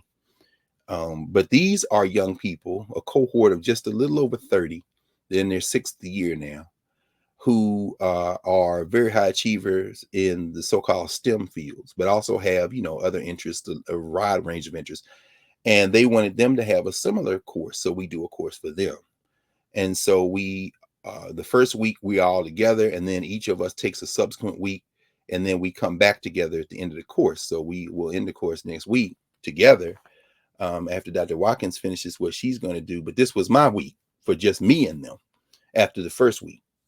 And so rather than do the thing that would have been more convenient for me, having worn out equipment, including this creaky chair, which I actually had at the beginning of the pandemic, and now it's about to fall apart. I'm sitting in it so much, hour after hour after hour after hour, and probably 100,000 note cards, because I just took to writing note cards. So the whole arc of what happened during COVID is written in these note cards, which just stack up and now are stacked. I got these little filing cabinets, and that's how I know it's over 100,000, because each one of these things I think holds 1,000 cards, and many of these stacks in these files. But at any rate, the convenient thing to me would have been to switch on the camera, and then I can go back to what I was doing before, after meetings, reading, doing work.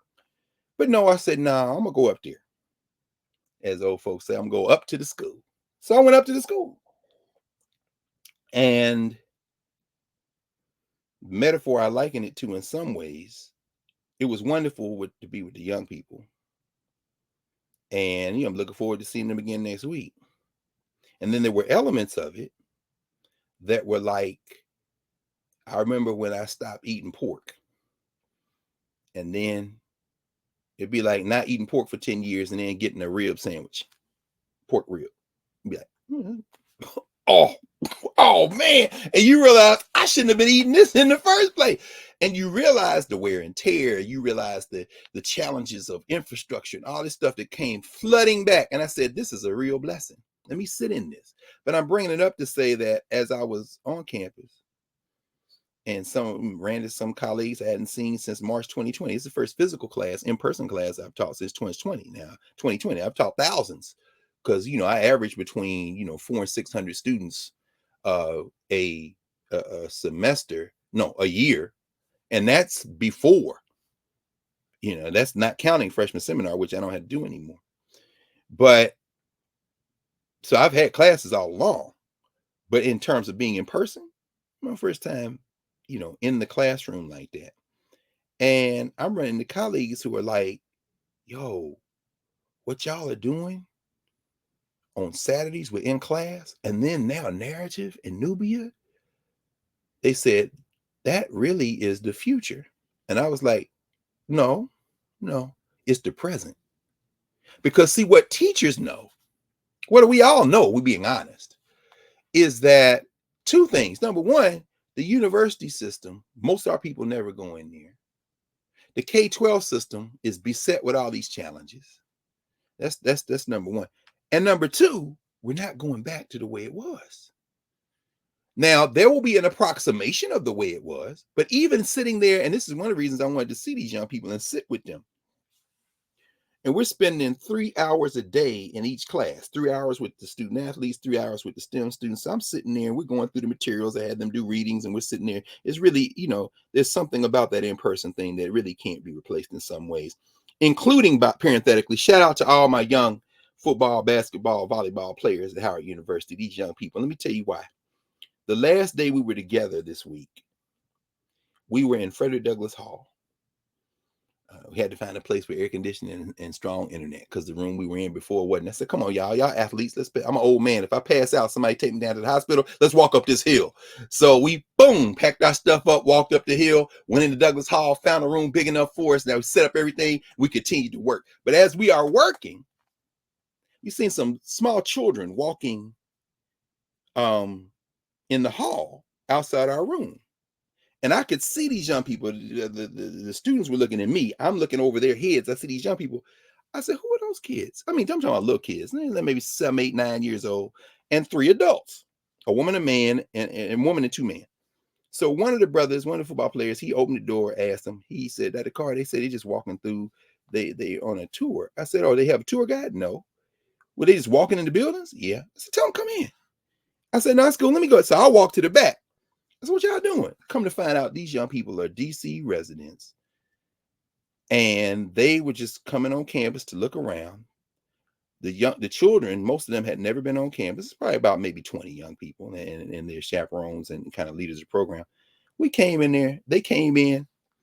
And I said, I'm not going to say anything. I want y'all, y'all work this out. And I introduced myself to the brother who was the leader of the group. And I said, do you mind introducing them or having them introduce themselves? And I'm just going to sit back and see what happens. And as I told the young people after these children left, there's nothing like having children around for students to get a sense of what we're grappling with in terms of education. One by one, those children introduced themselves. Turns out they were in a sports program. And they came on campus. They went to Bowie State University. They went to a couple of other HBCUs around. And, the University of District of Columbia is in DC. But they came to Howard to look around, and they just happened to come in the building, or so it seemed. I think it's all ancestral. This is actually on Ron Walters' birthday, which is crazy because we were in a classroom that Dr. Walters taught in many times in Douglass Hall. His office was in Douglass Hall in political science. And then the young people, my students, started introducing themselves, their name, where they were from, what sport they played. And those children's eyes started lighting up. And I think this was the littlest boy in there, 6, 7 years old. He said he a linebacker. So one of the brothers who plays linebacker, freshman, I'm a linebacker. So then he said, you know what? The brother who was with them said, why don't y'all talk to these young people? So then we spent the better part of an hour. They were just talking to these young people, to me, but not children. The children talking to the young people, the students. And I went through all that to say that, I was listening to, Roland Martin has been in Birmingham all week with the Southwestern Athletic Conference, the SWAC. And Deion Sanders, of course, is the jewel of the SWAC. And he's talking about it, how they, the SWAC is going to change and how we got to grab all these opportunities and how some of these HBCU traditions, we just need to discard them. And so, Roland played the interview. Then he came back to us. We were on our Thursday night panel with Erica Savage and, of course, Reese Colbert. And he said, what do y'all think? He asked me first. I said, I'm not sure what I just saw. Clearly, Deion Sanders doesn't know much about HBCU culture, but it's not because he don't want to. It's not because he ain't trying to do the best thing. But let's talk a little bit about what it means to say HBCU culture, because, these white boys will pluck Jackson State. they might end up getting Grambling or FAM, and A&T is already going to a white conference. And my alma mater, Tennessee State, went to one decades ago, which we fought like hell when we were students. But I went through all that to say that I said what can't be replicated is what I saw in my classroom with these young freshman athletes, student athletes, and these children whose lives these young people will never know how they impacted just because they spent an hour with them in a moment of serendipity. But in terms of education and us, the question is not just one of acquiring skills, the ability to read and write, the ability to do rocket science for that matter, the ability to learn the latest business techniques or learn how to code. It's also the culture. It's also the grounding. And John Adams Hyman didn't have the challenge of understanding the value of acquiring the skills. Now, the circumstances he came out of, enslavement, certainly could have shaped him in a way that the trauma anchored the way he moved through the world. Clearly, it didn't, any more than it did H.C. Bruce. But those circumstances did yield some challenging perspectives on how to advance us. For Hyman, it was politics. For Bruce, business, politics, education. But their perspectives are shaped by their experiences. Now, let's think about this as we kind of wind today to a moment of pause for the week. And I'm going to kind of bring all this together in a way that kind of makes sense. If, I think we can. What do you do when you're faced with an impossible situation? Eric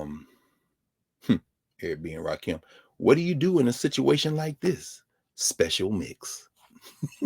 In other words, what do you do in an absurd social structure, which is not just predatory, not just exploitative, but is structured on dehumanization, structured on structural hierarchy, which will do anything to perpetuate itself? If we have to buy a cosplay coal miner out of West Virginia to make sure that even if you get close enough to having a federal legislation that might intervene on global warming, we have bought that cosplay coal miner in West Virginia, and his instructions are to stop you by any means necessary. I'm working on a bill. I agree with this bill. Okay, time to vote. I don't agree with this bill. What the hell? What the hell? Oh, no, I'm sorry. My job is to stop you. Y'all keep acting like I'm I'm with them. My job is to stop you. So, the point I'm trying to make is that you're living in a system. What do you do in a situation where the hierarchy it depends for its perpetuation on your exploitation? Well, it's going to require a special mix. Now, we're talking about a social structure that does that. We're talking about people of African descent in this very specific sense. So in the second category, our African States framework is the governance structure category, which asks, who are African people to each other? And that governance structure category is really built out of the other categories that follow it, the four other ones, ways of knowing, what ways of understanding reality, understanding the world, and understanding each other have African people generated and created in the moments we're studying. And whether it be those who came out of enslavement, John Adams Hyman or H.C. Bruce, or anybody who came out of enslavement, what ways of knowing did they generate? Because what you see is a nascent kind of class of Black people who are acquiring skills that are usually reserved for the social structure they found themselves in. But at the same time, acquiring those skills also engenders a sense of separation from the vast majority of Black folk, the ancestors of, for example, those who are now being portrayed to a caricatured form in things like this rap SHIT thing, that we see on HBO. I mean, these are the folk who aren't in the institutions. So all those ways of knowing are accurate in terms of depicting these range of Black ways of knowing, but they are things that are going to have to be debated in the governance category. Who are we to each other? Because we're going to need a special mix to survive and even thrive despite this social structure, and ultimately to try to change the social structure itself, because the species is at risk. And in science and technology, what are our ways of conveying it? One of the reasons you want to acquire literacy is to intervene in the technologies of the moment. The technologies of the 19th century and the Reconstruction are, among other things, in terms of policy making, bills and policy and going to court and arguing. Well, you're going to need literacy for that to acquire. You're going to need to acquire that technology. Literacy is a form of technology, whether it be the written word on a printed page or on the internet, whether it be the written word between the pages of a book or moving images. And people say, well, we don't have to write a book. I mean, we could just put it in a movie. Nah, the technology matters. Technology matters. When you surrender the page, you have surrendered something that you created as African people at the beginning of human social organization. Inscription systems. Don't surrender that inscription system, because the consequences could be devastating. Because guess what? There are clusters of people in the world who will never surrender the inscription systems, even as they're telling you you don't need them. So obviously, as I always say, when I was in these curriculum meetings, when I was working in the school district of Philadelphia and I was doing administrative meetings, I'm in there and people will come with the latest curriculum thing for our children. I'd be like, that's great. That's fantastic. I only got 2 questions. Number 1, do you have children? If the answer is yes. Number 2, is this what they're doing? Then it get real quiet. Right. Because you're experimenting on our children and we're not going to have that. So whether it be not just ways of knowing, not just science and technology, but those last 2 categories, movement and memory, as we're moving through time and space, how do we remember the key moments that will help us build the momentum of memory? Because all the social structure want to know about Jack Roosevelt Robinson is that on this day in 1962, 60 years ago today, Jack Roosevelt Robinson was enshrined in the white Major League Baseball Hall of Fame in Cooperstown, New York. But for the governance structure, we want to know who he is to us. Well, his mama made sure, like Peebles' mama, that his steps were guided. His brother Max's steps were guided. His family's steps were guided when they ended up out of Georgia into Pasadena, California. They went to school and they got their lesson, and he came out of UCLA and he went on and was a military officer till they court-martialed him. But for him, he spent his life, and his wife, Rachel, who just passed 100 years old, she, was honored at the All-Star game last week.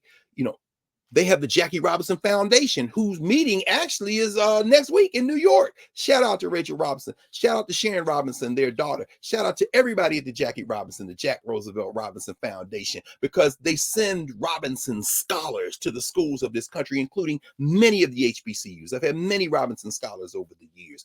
Education being of value. Who is he to us? He's not a ball player to us.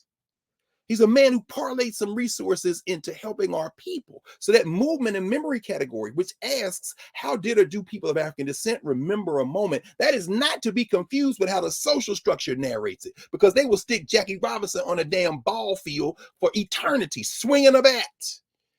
And if they want to make a concession, they'll say, well, yeah, he also was a champion for civil rights. Yeah, but when you talk about his son, David, who has been back and forth between East Africa and the rest of the world, including the United States, for decades as a businessman, trying to engender Black power through building institutions that support us, not just support us in the United States, but support us globally. And of course, finally, cultural meaning making. In the particular moment you're studying, what music, what art, what texts and practices did or do African people create in that moment to mark that time and space. For the Reconstruction era, the era of John Adams Hyman, the era of Blanche Kelso Bruce, the brother of H.C. Bruce, and so many others, they would make the posters. Remember the famous posters of Joseph Rainey and Eliot and the man, Robert Smalls, and them sitting up as the first congressmen and the first wave of Congress people coming out of the Reconstruction era of African descent into the federal legislature. These things occupy a place of honor in Black homes. This week in my classes, we showed images. I was showing them images from Kerry James Marshall, the artist, and contrasting them with Kehinde Wiley, the artist, who is coming out of his own particular time and space, who come out of similar and also very different genealogies and ideas about what Blackness is. And we talked about that and debated that and discussed that. It's a bunch of 18-year-olds. That's a bunch of 18-year-olds, meaning what? For most of them, the first time they saw those artists. So I didn't just play Queen Latifah. I didn't just play some Beyonce. I didn't just play some Black Thought versus everybody. Let me drop some Kerry James Marshall in here. Let me drop some Charles White in here. Let me drop some Kehinde Wiley in here. Let's drop some Amy Sherrod in here. Let's have a conversation around images, because these are examples of cultural meaning making. Who are the famous artists of this period? Who are the ones who have impacted this period? And when we look at their art, are they bringing The momentum of memory, going back to that fifth category, movement and memory. How did it do African people remember experiences? Kerry James Marshall is good for that. I mean, sitting there working through his art, these young people, the ideas are just sparking, and you see them just like opening up, and you hear them, and we're having this debate and conversation. But what is being engendered is a sense of the momentum of memory. The momentum of memory. And that's what we're going to need ultimately, whether it be cultural meaning making, movement and memory, science and technology, ways of knowing. We empty that into the governance question. Who are we to each other? And so we find ourselves creating that special mix. What do you do in a situation like this? Special mix.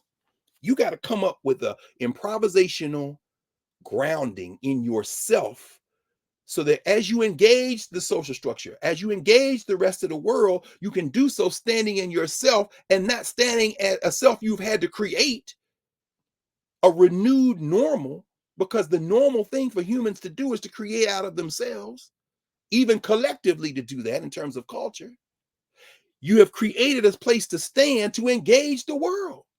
And as you do that, now we have a best opportunity to change the world. We can't change it as long as we are a figment of other people's imagination. As long as the we talk about is a we that is defined in a social structure for whom we are a demographic. That's why the professional managerial class can be said to represent us, because when they say us, what they mean is the demographic. Black buying power, Black political power. There is no such thing. If you're only defining Blackness by counting the number of people you have designated as being Black. But while you're trying to engender a we, while you're trying to build a special mix, while you're trying to do that, there is a perpetual assault from a social structure that has no interest in you doing that. They just looking at the market. They just looking at the demographic. If Insecure had failed, there would be no rap shit. We're counting numbers. Who's going to be able to attract eyeballs? And we think we can get more eyeballs with yes, stop, than we can get with no. Put another image there. Ain't nobody going to watch that. And if they do start watching it, Lovecraft Country, and it gets too unsettling, possibly, to the social relations, we'll just pull it. No explanation necessary. So you do care what the content is. Yeah, we care what the content is if it's going to unsettle the way we have you in this hierarchy. But surely you've seen the cultural meaning making that you might call rap, S-H-I-T. Surely you've seen that before. Yeah, I did. It's called Amos and Andy in the 1950s. Yeah, I did. In the 1930s, it was Mantan Moreland and Stephen Fetcher. Yeah, I did. It was the minstrel shows of the 19th century. Yeah, I did. It was Jim Crow in the 1840s and 50s. Yeah, I did. It was the plantation dancing. It was, y'all go get drunk. And yeah, I did. It was called dancing on the slave decks of the slave ships. And yeah, I did. Wait, I didn't see it before then. No, why? Because we were standing in our own humanity. Dance for me. I'm going to dance. I'm gonna dance over here to this machete and cut your whole head off. You better get up out of my face, or to use the common parlance, you better shut up talking to me. But at any rate, the point is that whole thrust siphoned into a social structure that sees us as a demographic is never going to engender the type of special mix we need in a governance formation to stand in the world and intervene in that world, not only on our behalf, but on behalf of our common humanity. So this week, I was just reminded of the range, because every generation, this is where, going back to the movement and memory category for a moment. Remember, the movement and memory category asks, how did or do African people remember these experiences? Not how did or do other people remember these experiences for the benefit of a social structure that sees us as a demographic, or that sees us, if not even as just as a demographic, sees us as somehow beholden to a structure that is a hierarchy that keeps us oppressed. Well, again, asking the movement and memory category is a new book that just came out. Just got my copy a couple of days ago. It's called Our Kind of Historian. Who is we? Our Kind of Historian, the work and activism of Lerone Bennett Jr., E. James West. This completes, at least I hope it completes, a trilogy. The book that came out just before that, A House for the Struggle, The Black Press and the Built Environment in Chicago, James West. And the book that came out before that, the first of the three, Ebony Magazine and Lerone Bennett Jr., Popular Black History in Post-War America, E. James West. Now, I will read, just as I read the first two books, I'm going to read this one. I might read it cover to cover between now and Monday. Probably so. E. James West seems to be a fine historian. He's at Northumbria University. Is he still at Northumbria University? No, he's at the University of York now, UK. He started, well, he was at Northumbria when he's a fellow at Northumbria when he wrote the first book. Hey, a lot of information in these books on Ebony Magazine, on John's Publications, and now Lerone Bennett. Nothing to do. Nothing to do with the organic, ongoing intellectual thrust of what Lerone Bennett out of Mississippi, Clarksdale, Mississippi, out of Morehouse College, spent his life in Chicago and around the world as the senior editor of Ebony Magazine, Johnson Publications. Nothing to do with the institution building work of Lerone Bennett of Johnson Publications. The mid-book of the trilogy, A House for the Struggle, Black people don't own that building no more in Chicago. You Chicago Negroes know that. Johnson Publication building been sold. This building was built for the service of Black people. Now, yes, the Johnson family did quite well. And let's be clear, many of the material texts, the books, my friend Theaster Gates, got this stuff, some of that stuff anyway, on the South Side of Chicago up there, Stony Island Arts Bank, a stone's throw from Mosque Maryam, Nation of Islam. But in terms of the images, all those photographs, when at a slut, now we talked about slut many times, these photographs, Getty got them.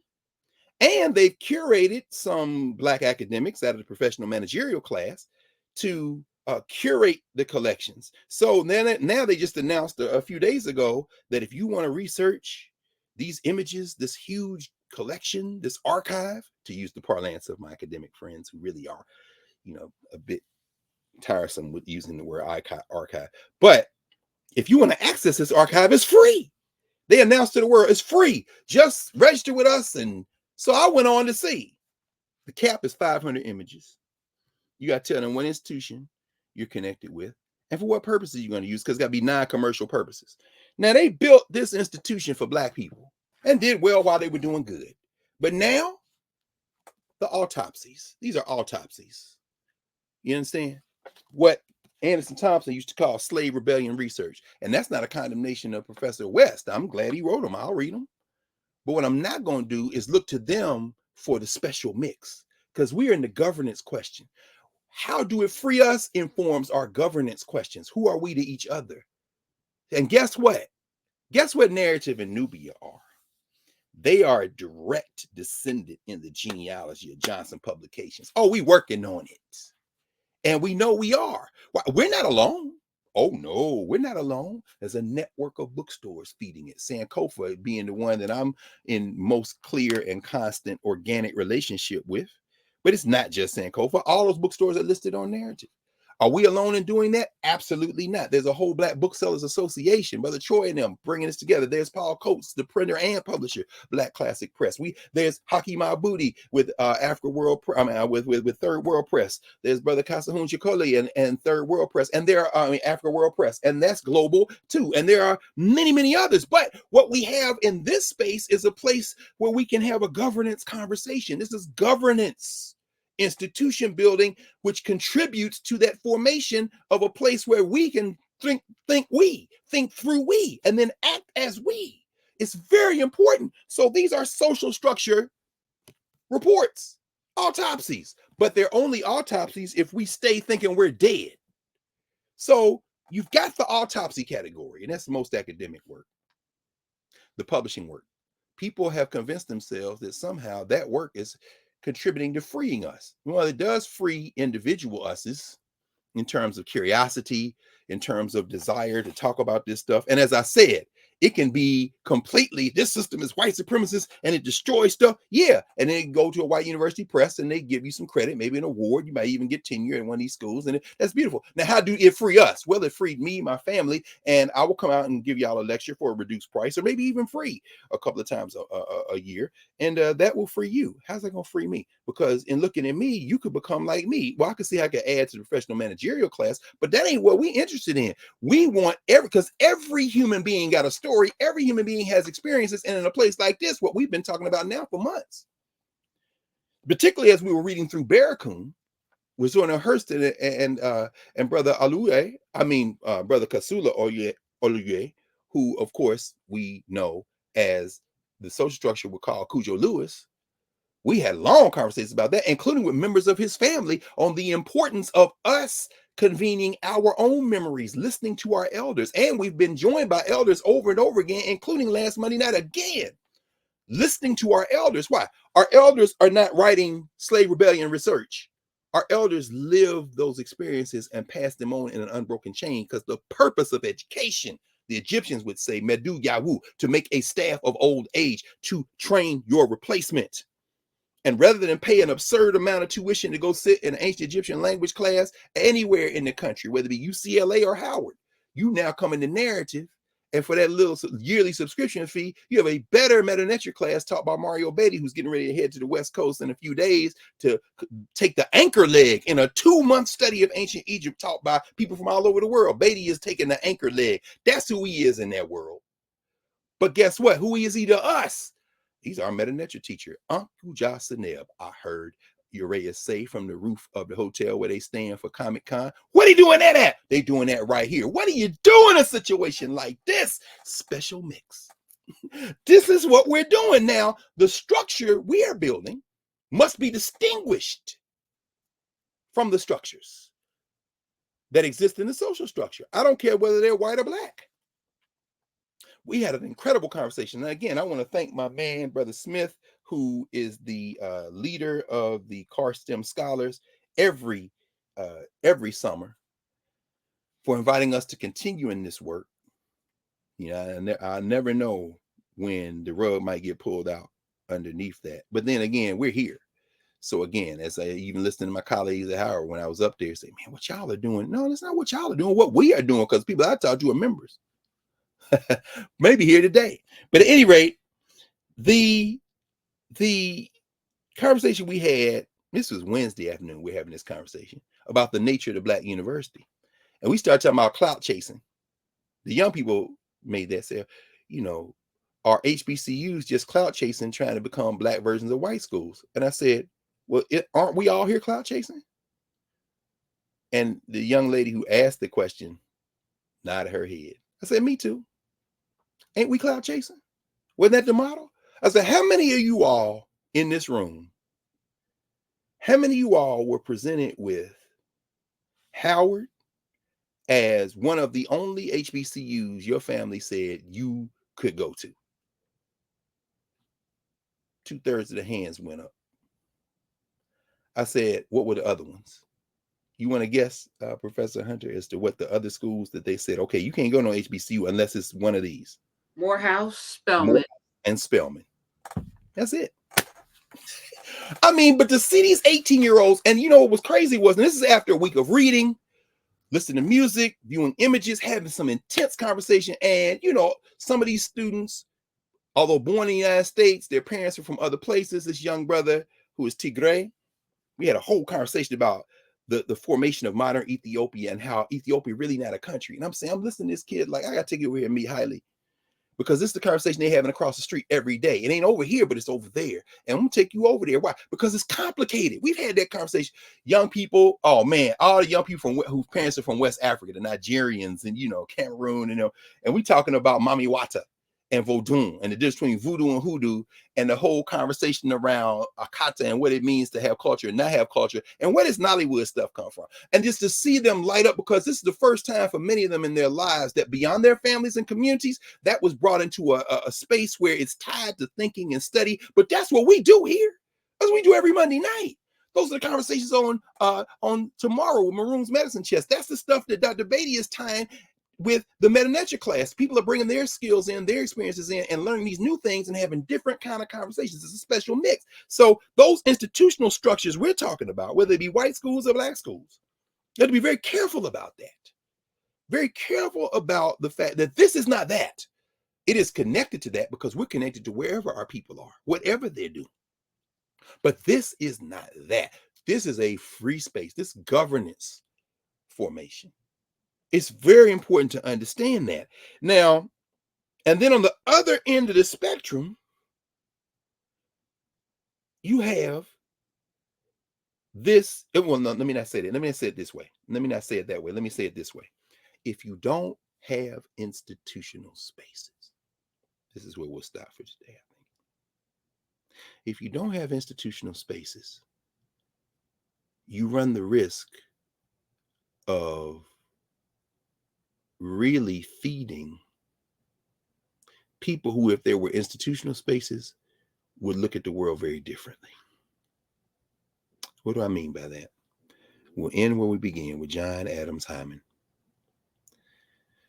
John Adams Hyman came out of enslavement, came out of the traumas of enslavement. It fed his desire and aspiration for education in the social structure he found himself in. It fed his fierce determination to make a way not only for himself, but for his people when he entered electoral politics in his native North Carolina. It may have shortened his life. He only made it to 51 years old, but he spent that life working in institution building. Out of the governance formation directly, he was an officer, the Sunday school superintendent in his black church, the Colored Methodist Episcopals.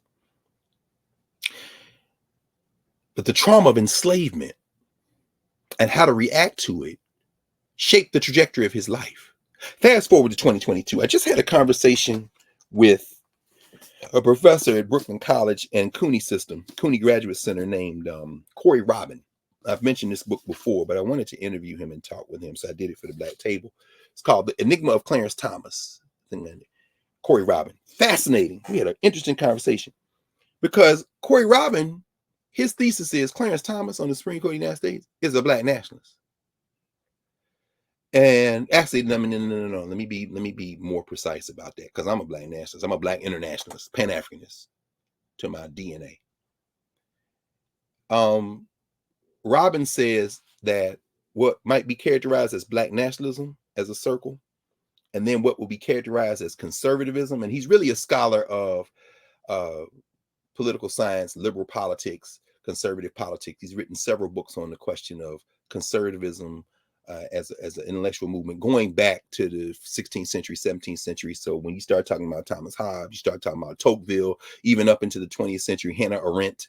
When you start investigating the roots of modern so-called conservatism, he's really steeped in that. He said, I didn't start out to write a book on Clarence Thomas. Somebody wanted me to write something on African-American political thought, a chapter on Clarence Thomas. I didn't want to do it. They kind of pushed me into it. And then I started researching. So he and his research assistants read all of Clarence Thomas's opinions. This book was published in 2019, I think it was, right before the pandemic. Let me make sure. Yeah, 2019. So up into 2018, they read all the opinions. 700 and some opinions. And so they coded them, they interrogated them, they looked through them, they studied them. And so what you see is a philosophy where the black nationalist kind of formations that we might find in governance conversations we're having, there's this huge overlap with conservatism, social structure conservatism, and it is that overlap that Robin is studying. So when it comes to the Second Amendment, we say, well, Clarence Thomas is a nut about the Second Amendment. Yeah, but the roots of that come from growing up through the Black Power era, being not only someone who said Malcolm X. I really like Malcolm X. I've read his stuff. I understand him. I mean, he's talked favorably about Louis Farrakhan as a young man. It's fascinating when you see what Clarence Thomas is writing.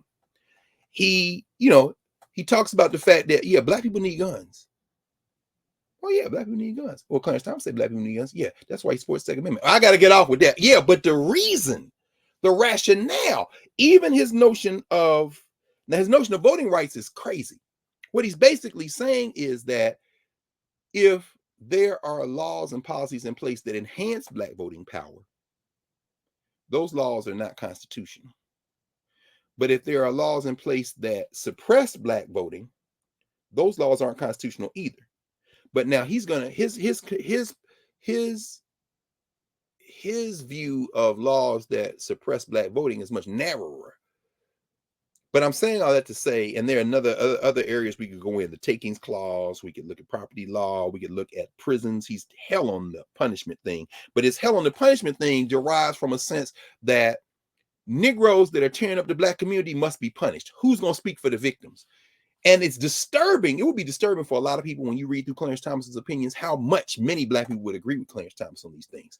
But the assumption is that he's coming out of a white nationalist view, and he is a white, and he's a black-faced white nationalist, no question about it. But his motive, he would say, at least had said in his opinions for all intents and purposes, coming out of concern for the black community. It is, if we were having a government conversation, a governance category conversation, it would be much more complicated than we might try to make it to be. But I'm coming to this essential point. Professor Robin, his theory is that Clarence Thomas thinks, and he's got a chapter, I think this is chapter 8. Chapter 8 is called the Black Constitution. Chapter 9 is called the White Constitution. And Robin argues that Clarence Thomas thinks there's two constitutions. There's a Black Constitution and a White Constitution. And at heart, because he also quotes a very favorable review of Derek Bell's book, it was a Faces at the Bottom of the Well or And We Are Not Saved. I'm looking over there on the shelf as if that's going to trigger my memory. It may have been Faces. Clarence Thomas, not a devotee of critical race theory or Derek Bell, but favorably looks on this, among other things from Derek Bell. Racism is permanent. It's not going to change. The country can't be reformed when it comes to race. So to argue about reparations, you're not going to get that.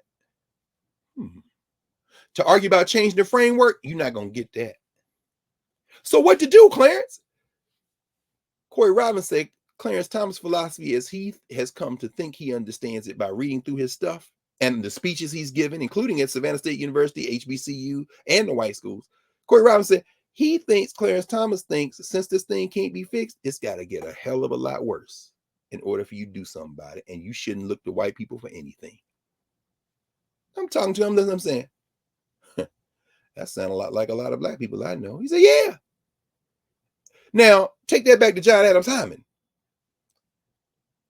Don't look to these people for nothing. If you want a new constitution, you got to write it from the ground up. And even after that, if they run a white man against you in your own party, if they got some other Negro that's trying to climb over you for that one Senate, for that one congressional seat in the black second, you got to fight, and don't look to them to help you for anything. Now, in its most perverse sense, without institutions to shape you, Clarence Thomas didn't go to Savannah State. Clarence Thomas didn't go to Howard Morehouse. Clarence Thomas didn't go to FAMU or Tennessee State or Texas Southern or Bethune-Cookman, Tennessee. He didn't go to North Carolina A&T or Bowie or Cheney. He didn't go to Morgan State University. He didn't go to any of those schools. He went to Holy Cross. Good Catholic boy. He didn't go to Xavier. It's a black Catholic school. Nope. He went to Holy Cross. Then he went to Yale. He didn't go to Texas Southern. He didn't go to Miles College in Birmingham, Alabama. He didn't go to North Carolina Central School of Law or Howard University School of Law or Florida A&M University School of Law. He did not go to the Southern University Law Center. In other words, he didn't go to any of those schools, and all of them I named, with the exception of Howard, were set up in the 20th century to prevent black law students from going to the white schools in their states. Texas Southern has a law school because they didn't want them at the University of Texas. Florida A&M has one because they didn't want them at the University of Florida or Florida State University. The Southern University Law Center exists because they didn't want them at LSU. North Carolina Central has a law school because UNC was not for them. Remember the Pauli Murray stories we talked about. The point is this. Clarence Thomas didn't go anywhere where he could have run into a Spotswood Robinson, where he could have run into a incredible faculty that could have shaped the way. No, Clarence Thomas understands the world like this. Black people, you are on your own. Don't look to these people. Get you a gun. Keep government out of you building a business. And if you got any chance at all, damn it, get your coin up and fight these people on your own. Now, there are going to be people say, yeah, but what does it look like when you have basically capitulated to a system that, because you don't have that type of institutional grounding to enable you to think through it differently, is not neutral. They fighting you the whole time. They're gonna destroy the rest of y'all. Well, Clarence is okay. Him and his insurrectionist wife, they I don't think they're getting in their RV this summer because they're scared. But they're gonna be all right. And so will his clerks, who he's littered the federal judiciary with, and so those black people who think like him. But what we have to have is a governance space where we can have these debates and discussions, and then on the other end of them, build institutions that not only sustain us, but allow us to thrive and allow us to intervene in the world. So here we are, the 23rd of July, 2022, our 124th time together as we, kind of wind for the day. And what this week, at least for me, has reinforced is not only the value of what we are doing, the necessity of what we're doing, but really, like somebody eating a rib sandwich after being off pork for years, what it would look like if we even try to put the brakes on what we're doing, which we couldn't do even if we wanted to. We can't go back in that other way. We now have a crack with this clean glass of water. Whew. It just, man, that really hit me today. This thing has taken off. It's continuing to rise and build momentum, and we're just getting started. So I'll pause with it. I'm looking forward to what's coming next. Carl and Urias are at Comic-Con, as you mentioned, in Urias. Those of you who are in Nubia, Black Heroes Matter, he is posting. So we are getting to walk into the center and, convention center, go to some of the panels. Crazy. I've never been to. Have you ever been? You never been to Comic-Con, huh? That's where I actually met Carl.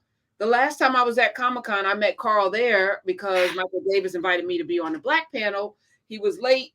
Carl took the mic. I remember you telling that story. And I was like, who's this guy taking the mic, saving the day? I heard he had to do it again yesterday. Really? Yeah, but we're gonna say less.